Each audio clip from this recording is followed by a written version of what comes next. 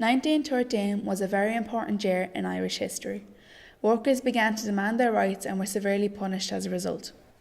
Larkin Community College is a school close to where its namesake, Jim Larkin, took his famous stand. Its students and teachers became involved in the 1913 Tapestry Project.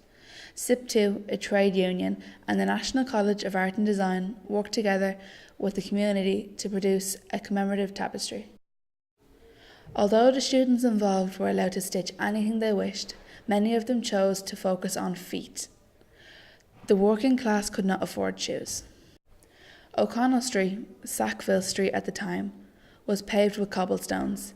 These would have been painful to walk on and have since been removed.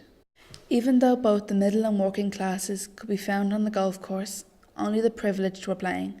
The classes were divided even when they were together. While the working classes struggled for necessities, the privileged could afford luxuries. Dublin was a divided city. Despite the poverty and working class life, there were still traces of aesthetic beauty. This design was on a headboard in the tenement house, kept because it was important to the tenants. Regardless of their differences, the majority of people wished for peace. Without electricity, the homes were lit by lamps, symbolising the light of hope burning even in such dark times. This hope would grow to fuel the change that was to come. The police were tall, intimidating men. The working class would have been smaller due to malnutrition.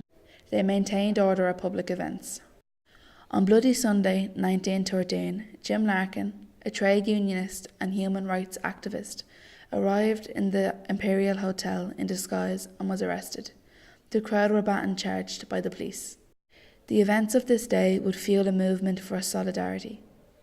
English trade unions ran soup kitchens in Liberty Hall, providing food for a starving people. The pieces that made up this tapestry were made by individual people, but they served to represent something more.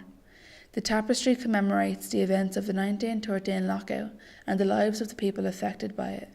It is truly an important piece of our history.